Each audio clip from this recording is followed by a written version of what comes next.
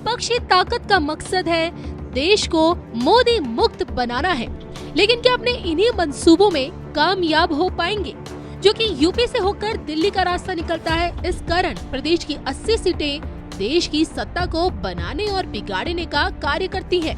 बीते 7 सालों से योगी यूपी के लिए उपयोगी बने हुए हैं और केंद्र की सत्ता में पीएम मोदी पैर जमाए बैठे हैं। ऐसे में खिलते कमल को रोकने के लिए एक बार फिर यूपी में 2 लड़के साथ आए हैं। एक बार फिर सपा और कांग्रेस के बीच गठबंधन हुआ है। हालांकि पिछली बार 2017 के विधानसभा चुनावों में भी यूपी के भैया जी और कांग्रेसी राहुल गांधी एक साथ आए थे, लेकिन तब यूपी को ये साथ ज्यादा भाया नहीं था। और ऐसे में यूपी में फिर से सपा कांग्रेस के साथ आने से क्या भाजपा की मुश्किलें बढ़ने वाली हैं? इस यारी से अब तक न ही कांग्रेस फायदे में रही और न ही समाजवादी पार्टी को कोई विशेष लाभ हो पाया। और ऐसे में अखिलेश राहुल के एक साथ आ जाने से क्या यूपी से मोदी योगी का सफाया मुमकिन है?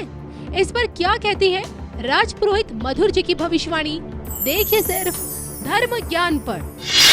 नमस्कार, धर्म ज्ञान के दर्शकों का स्वागत है। मैं हूँ आपके साथ कविता राणा और आज हमारे साथ मौजूद है राज पुरोहित मधुर जी।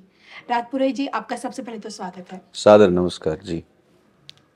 24 के चुनाव से ठीक पहले संविधान के सम्मान के लिए, लोकतंत्र को बचाने के लिए और भारत को मोदी मुक्त बनाने के लिए यूपी के भैया जी अखिलेश यादव और कांग्रेस के राहुल गांधी, जी हाँ, कांग्रेस और समाजवादी पार्टी में गठबंधन हो चुका है। और इसी गठबंधन के तहत अब कांग्रेस जहां यूपी में 17 सीटों पर लड़ेगी, तो वही गठबंधन के घटक दल, जो इंडी गठबंधन के जो घटक दल है, जिसमें समाजवादी पार्टी को मिलाकर 63 सीटों पर अन्य उम्मीदवार लड़ेंगे।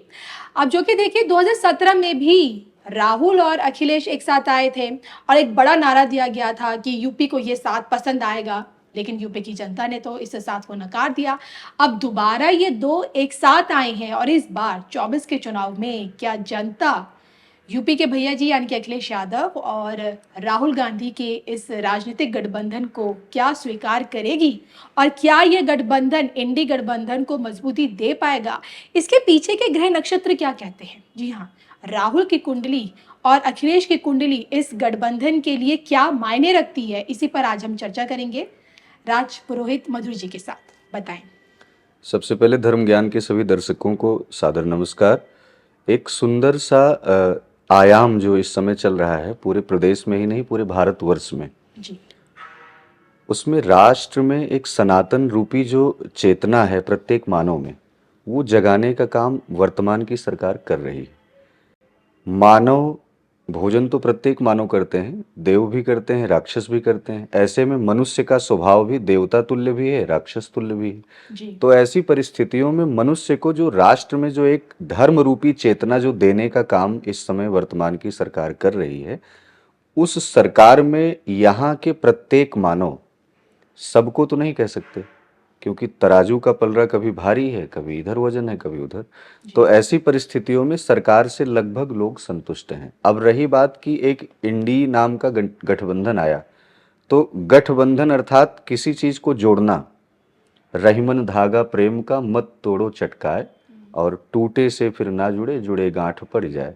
तो पता नहीं कितनी बार टूटा और गांठ उसमें पड़ती चली गई, और जहां ग्रंथियां पड़ जाती हैं वहां पे कहीं ना कहीं एक ब्रेक बन जाता है। तो इस गठबंधन के आसार में 2 नवयुवक सामने फिर आ गए हैं। अब दोनों नवयुवक का चेहरा जो है वो पूरा भारतवर्ष देख रहा है, लेकिन खासकर उत्तर प्रदेश से एक व्यक्ति समाजवादी पार्टी से भी उसमें अपनी एंट्री किए हुए हैं।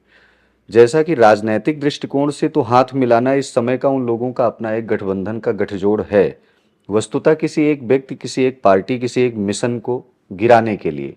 लेकिन जब वहीं शास्त्रीय और ज्योतिषीय गणना का अगर देखा जाए कि क्या परिस्थिति चल रही है जी, तो ऐसे में राहुल नाम अगर देखा जाए तो राहुल बहुत लंबे समय से ये राजनीति में अपना काम कर रहे हैं। राहुल की जो है मकर लग्न की कुंडली है, और मकर लग्न की कुंडली, मकर अर्थात मकर का स्वामी सूर्य होता है, तो ऐसी मकर का स्वामी शनि होता है। तो ऐसी परिस्थिति में मकर अर्थात मकड़ी जाला बनाती है और स्वयं में फंस जाती है। तो मकर जो राशि है, मकर राशि का प्रभाव पूरे देश में, पूरे देश की जनता पर कितना सुंदर बैठा सकते हैं, वो कहीं ना कहीं राहुल के ऊपर डिपेंड करता है। अब रही बात अखिलेश की वृश्चिक वृश्चिक लग्न की कुंडली है और कर्क राशि है। कर्क राशि का स्वामी चंद्रमा है और वृश्चिक जो लग्न है वो कहीं ना कहीं स्कॉर्पियो से संबंधित, बिच्छू से संबंधित होती है। तो बिच्छू अपना डंक मारने का काम करती ही करती है। तो वस्तुतः जनमानस पर आप अपने व्यक्तित्व को कैसे जमा पाते हैं, उस व्यक्ति का व्यक्तित्व प्रत्येक मानव के अंतर मन में कैसे स्थापित होगा। तो प्रथम स्तंभ जो होता है वो धर्म होता है। जी। धर्म को धारण करके जब हम सत्ता की तरफ बढ़ते हैं तब सत्ता कहीं ना कहीं प्रत्येक मानव आपको सत्ता पर बैठाने का प्रयास करता है। लेकिन इसमें दो लोग हैं और दो धर्म को वरीयता मिलती है। जैसे राहुल क्रिश्चियन मेजॉरिटी से आ जाते हैं, इटालियन, आपने देखा होगा समय समय से जनेऊ भी पहन लेते हैं, काशी विश्वनाथ में दर्शन भी करते हैं, तमाम जगहों पर जाते भी हैं। लेकिन यदि उनका बैकग्राउंड देखा जाए तो खान से संबंधित, खान और पठान से संबंधित रहा है। ऐसे में उनकी माता जी को यदि देखा जाए तो वो इटली से संबंधित हैं और एक ऐसा देश है जो क्रिश्चियन, जहां पर ये स्वयं में, तो ऐसे में चादर और फादर दो शब्द आते हैं। आदरणीय अखिलेश जी टोपी धारक हैं और इस टोपी धारक की सत्ता में उन्होंने मस्जिदों को इतना ज्यादा, जब उनकी सरकार थी प्रदेश में तो खूब मस्जिद बने, लेकिन मंदिरों का कायाकल्प नहीं हो पाया। तो आप किन धर्मों को लेकर के चलना चाहते हैं वर्तमान में, वहां का जनमानस, पूरे भारत का, पूरे राष्ट्र का जनमानस चाहता क्या है। भोजन तो प्रत्येक मानव कर रहे हैं, रिक्शा चालक से लेकर के और बड़े व्यक्ति तक, एक सेठ तक। जैसे राम मंदिर की स्थापना हुई, राम मंदिर की स्थापना के समय आदरणीय मोदी जी आदि और उसमें पंच महापुरुष मिलकर के स्थापना कर रहे थे, यजमान के तौर पर कोई और था, लेकिन सम्मिलित सब लोग थे। अब आपने देखा होगा इस सदी के जो महानायक, जो जननायक कहे जाते हैं, वो भी उसी प्लास्टिक वाली चेयर पे बैठे थे। जो इस सदी के भारतवर्ष के सबसे धनी सेठ हैं वो भी उसी प्लास्टिक के चेयर पे ही बैठे थे। जी। धर्म जब धारण व्यक्ति करेगा तो समान रूप से भूतल से जुड़ेगा, और भूतल अर्थात पृथ्वी अर्थात मंगल, मंगल की उपस्थिति में जुड़ेगा। तो ऐसे में धर्म को धारण करके व्यक्ति अपने जीवन में जब चलेगा तो सत्ता पर वो आरूढ़ होगा। वस्तुतः दोनों लोगों का एक मिलन बहुत अच्छी बात है, युवाओं का मिलन देश को एक अच्छी भविष्य की तरफ ले जाएगा, एक अच्छी सोच की तरफ ले जाएगा। लेकिन वस्तुतः किसी एक धर्म की टोपी को पहन करके, किसी एक चादर को पहन करके, किसी एक फादर से संबंधित हो करके सनातन को यदि देखा जाए तो सनातन को गिराने का काम करने वाले जो व्यक्ति एक साथ आएंगे, उनको उन्हीं सनातनी द्वारा विपक्ष कहीं ना कहीं जवाब भी दे देगा, विपक्ष को जवाब दे देगा। तो ऐसे में अगर कुंडली के तौर पे और शास्त्रीय मत के तौर पे देखा जाए तो अभी की परिस्थितियां 2025 तक अखिलेश की कर्क राशि में बहुत अच्छी स्थिति नहीं है जी। ऐसे में राहुल की यदि देखा जाए तो राहुल की अभी हाल में ही 7.5 खत्म हुई है उनकी राशि पर। 7.5 खत्म होने के बाद शनि उनका नीच का है, शनि राजयोग बनाता है। जब शनि नीच का है तो राजयोग वो बना भी नहीं पा रहा है, और ऐसे में वर्तमान समय में यदि देखा जाए तो केतु और बुध की दशा चल रही है, अंतरदशा बुध की है और केतु की महादशा है। केतु वाणी का भी कारक है, कुल का भी कारक है जी। और बुध भी वाणी का ही कारक है और व्यापार का कारक है। यदि व्यापारीय दृष्टिकोण से देखा जाए तो देश विदेश आदि जगहों से लेकर के व्यापार तो उनका चल ही रहा है, लेकिन वाणी का जहां प्रभुत्व जनमानस में स्थापित होना चाहिए वहां उस वाणी का उपहास हो रहा है, विवाद हो रहा है। तो केतु क्या कराता है, वो विवाद भी कराता है। ऐसे में जो कुंडली के अनुसार देखा जाए तो राहुल का जो व्यक्तित्व है, जो जनमानस में पुनर्स्थापित होने की एक आसार फिर से दिखाई पड़ते हैं, वो 2027 के बाद से यथास्थिति बनेगी। लेकिन तब तक ऐसा नहीं है कि एकदम से वो बिल्कुल लुटिया डूब रही है, ऐसा भी नहीं है, सुधार हो रहा है, सुधार होगा। क्योंकि 7.5 खत्म हुई है तो 7.5 चल रही थी, शनि का नीच का होना, तो ऐसे में बहुत अच्छा उनको प्रतिफल नहीं मिल पा रहा था। वस्तुतः इस बार वो जहां से चुनाव लड़ेंगे आसार यही है कि उनकी सीट निकल जाए। तो दोनों के गठबंधन को यदि देखा जाए तो जनता उसको देखेगी भी, समझेगी भी, लेकिन यदि जनाधार प्राप्त जिसको हो रहा है वो धर्म के नाम पर हो रहा है। और धर्म, जब व्यक्ति धर्म धारण करके अपने जीवन में आगे की तरफ बढ़ता है तो वो चाहे व्यवसाय हो, चाहे किसी भी प्रकार का कोई कार्य हो, बिजनेस हो या फिर राजनीति हो, कहीं ना कहीं वो आड़े हाथों नहीं, सामने प्रत्यक्ष रूप से वो प्रत्येक मानव उनको हाथों हाथ ले लेता है। तो ऐसे में ये गठबंधन का प्रभाव प्रदेश में ही नहीं अपितु भारत देश में यदि देखा जाए तो ये जितने भी बंदरबाट की स्थिति में हैं अपना प्रभुत्व स्थापित करने के लिए चिल्लाएंगे जरूर। जी। जैसे सीढ़ियों पर आप चढ़ते हैं तो कुत्ते वहां भी बैठे होते हैं, लेकिन आप साइलेंट स्थिति में निकलते हैं, कभी कभी कुत्ते भौंकने भी लगते हैं। जी। तो परिस्थितियां ऐसी हैं। राजनीति जानती है ना, राजनीति में शोर बहुत होता है। तो ये जो शोर हो रहा है, इस शोर में गठजोड़ में अभी ऐसे ही देखिए आप कितने लोग भगे इस गठबंधन से, फिर कितने आए, कितनी सरकारें गिरी, अभी गिर भी रही हैं। तमाम प्रकार की घटनाएं अभी और भी देखने को मिलेंगी। तो ऐसी परिस्थितियों में इस गठबंधन का जो भविष्य है बहुत उज्जवल तो नहीं है, लेकिन हाँ ये है कि ये गठबंधन यदि लंबे समय तक चलता गया जी। तो भविष्य कहीं ना कहीं उज्जवल होगा।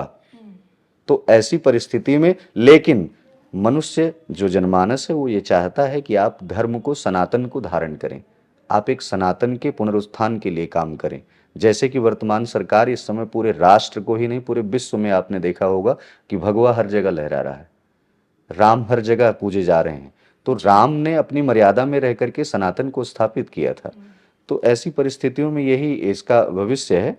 और दोनों लोग युवा हैं, युवा जहां आते हैं समाज प्रेरित होता है, लेकिन धर्म के नाम पर जब आप अपनी सोच को बदलेंगे तो युवा कहीं ना कहीं आपके साथ और अच्छे से खड़ा हुआ मिलेगा। अभी तो सब भग रहे हैं इनकी ही टोली से, राम के दर्शन ही करने नहीं गए। जी। तो ऐसे में तो भविष्य खुद ही खतरे में दिखाई पड़ रहा है। जी चलिए, तो आपने कह दिया कि जो धर्म के साथ दिखेगा, धर्म की जीत अंततः होगी। हाँ। और मैं आपसे ये भी जानना चाहूँगी कि हमने देखा कि 17 के बाद ये दो एक साथ आए, लेकिन उसके बाद इनकी राहें अलग हो गई। 17 चुनाव में जो इनके मन मुताबिक नतीजे नहीं मिले। अब जब एक साथ आए हैं तो 24 के बाद देखिए सरकार किसी की भी बननी, मैं जानना चाहती हूँ सरकार इनकी बन पाए या ना बन पाए, लेकिन 24 के बाद की इनकी जो राहें हैं, क्या आगे एक साथ इनको लेकर जाएंगी या अलग अलग हो जाएंगे 17 की तरह? देखिए ऐसा है, इस गठबंधन का न कोई भविष्य है, न समाज के साथ कोई भविष्य है। ठीक है। समाज के साथ एक छलावा है। जैसे 5 पांडव थे, 5 पांडव के साथ साक्षात द्वारिकाधीश खड़े थे। और वहीं कौरवों के साथ आपने देखा कि बर्बरीक जा रहे थे, लेकिन भगवान कृष्ण से प्रेरित होकर के उन्होंने भी उनका साथ नहीं दिया, जी। जो कि आज खाटू श्याम के नाम से प्रसिद्ध हैं। तो ऐसी परिस्थिति में कौरवों की तरह एकत्रित होकर के सत्ता पर आरूढ़ होना आप चाहते हैं, लेकिन उसमें पता ही नहीं है कि सत्ता पे किसको बैठना है। तो जीत जाने, कुछ सीटें निकल जाने के बाद भी अभी विवाद होगा कि हम किस पक्ष में जाएं। तो ऐसा तो नहीं है कि विपक्ष बीजेपी में आ जाएगा, ऐसा भी नहीं। हाँ, विपक्ष अपने में सुधार कर सकता है कि चलो ठीक है, ये पार्टी राष्ट्रवादी और सनातनवादी हो करके जब ये सब जगह सर्वव्याप्त हो सकती है तो हम इसी की विचारधारा पर चल पड़े। तो वो चाहे एक झूठ का ही चोला पहन, जैसे अभी ये झूठा गठबंधन है, इसका नाम झूठा भी रख सकते हैं, क्योंकि लोग निकल रहे हैं, आ रहे हैं, जा रहे हैं, खाला जी का घर बना हुआ है, आ रहे हैं, जा रहे हैं। तो ऐसी परिस्थितियों में इसका 24 के बाद ये भविष्य आपको ठीक 3 से 4 महीने बाद दिखाई पड़ जाएगा, क्योंकि इसका कोई अस्तित्व तो है ही नहीं। और जिस चीज का कोई अस्तित्व तो नहीं है, तो सूर्य की किरण पड़ने पर कमल विकसित होता है, आपने देखा है। तो सूर्य है पिता का कारक। अखिलेश जी के पिता अभी कुछ समय पहले चले गए। अखिलेश की कुंडली में सूर्य का स्थान अभी बहुत वीक चल रहा है, तो उत्तर प्रदेश में कोई बहुत बड़ा वर्चस्व नहीं बन पाएगा। हाँ, कुछ सीटों पर उनका प्रभाव, प्रभुत्व जो उनके पिताजी के द्वारा स्थापित किया गया था वो देखने को मिलेगा, लेकिन और अन्यादि गठबंधनों को लेकर के और अन्य पार्टियों का वहां कुछ नहीं है। वहां केवल सनातनी है पूरे उत्तर प्रदेश में और पूरे भारत में, राष्ट्र में। मोदी जी अभी द्वारकाधीश का दर्शन करके आए हैं, साक्षात अर्जुन बन करके मोदी जी बैठे हैं और कृष्ण स्वयं रथ चलाएंगे, चलेगा, सब अच्छा होगा। चलिए, आपने तो साफ साफ इशारे में बता दिया है कि अब इस गठबंधन के टिकने की अवधि कितनी है। बहुत लंबा समय नहीं। चलिए, इसी के साथ मुझे और राज पुरोहित मधुर जी को, हम दोनों को दीजिए इजाजत। नमस्कार। नमस्कार।